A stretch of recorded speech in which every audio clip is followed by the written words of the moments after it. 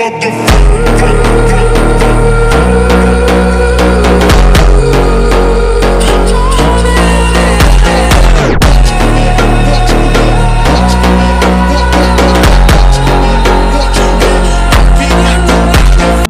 perundingan Renvle? Perjanjian antara Indonesia dan Belanda yang berlangsung dari 8 Desember 1947 hingga 17 Januari 1948. Perjanjian ini ditandatangani di geladak kapal perang USS Renvle yang berlabuh di Jakarta. Kapan perundingan Renvle terjadi?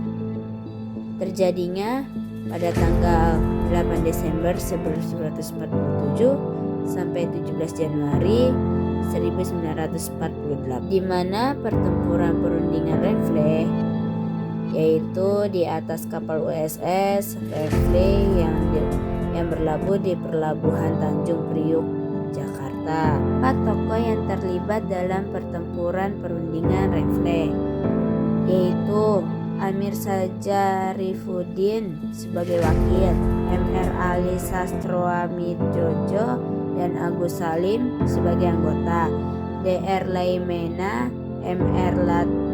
Latuharhari dan Kolonial TB Simatupang.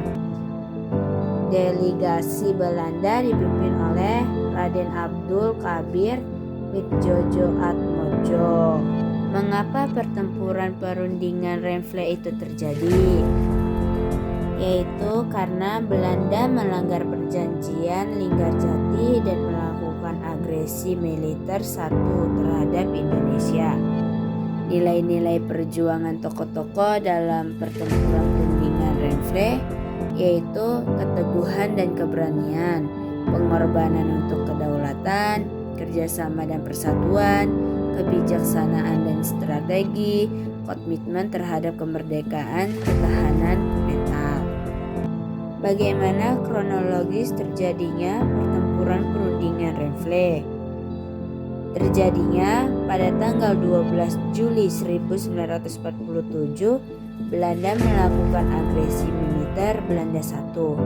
Pada tanggal 25 Agustus 1947, Dewan Keamanan PBB membentuk Komisi 3 Negara.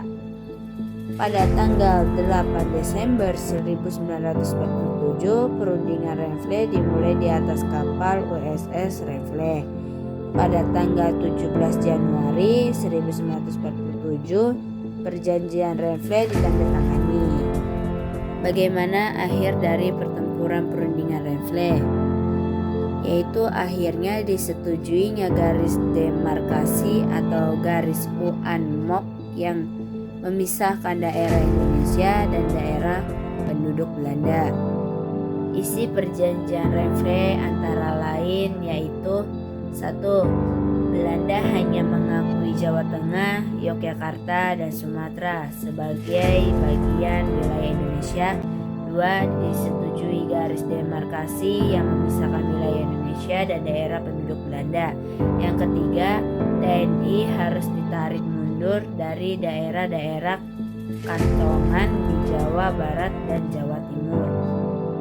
Apa keuntungan perjanjian Renvle bagi Indonesia? Yaitu semakin membuka perhatian negara-negara internasional terhadap Indonesia, dan wilayah Indonesia juga diakui secara de facto sehingga memperkuat kedudukannya di mata internasional. Apa kerugian perjanjian Renvle bagi Indonesia?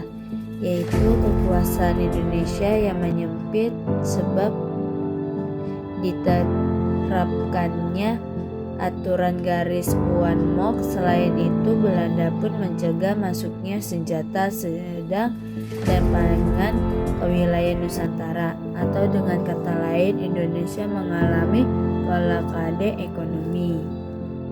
Dampak negatif perjanjian Renvle yaitu wilayah Indonesia semakin sempit, ekonomi Indonesia terganggu, politik Indonesia kacau, rakyat Indonesia kecewa, pemerintahan Indonesia melemah, kekuatan militer Indonesia melemah.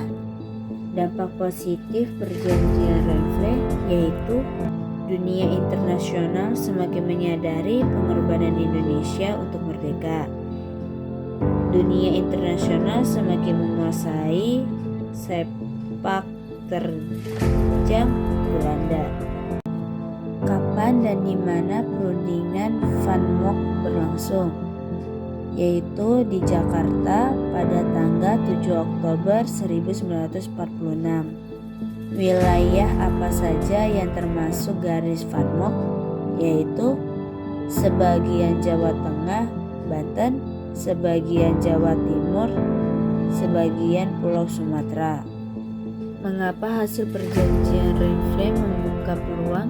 Karena membuka peluang bagi Kartosurwiryo untuk lebih mendekatkan cita-cita lamanya untuk mendirikan negara Islam. Salah satu keputusan Renvle adalah pasukan RI dari daerah-daerah yang berada di dalam garis Van Mock harus pindah ke daerah yang dikuasai RI. Mengapa Belanda mengingkari perjanjian Renvle?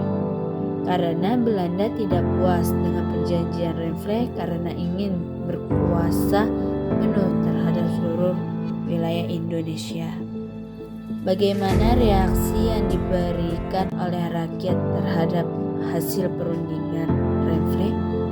Yaitu rakyat Indonesia sangat menolak perjanjian ini karena dinilai sangat merugikan rakyat Indonesia. Mengapa harus diadakan perjanjian Renvle?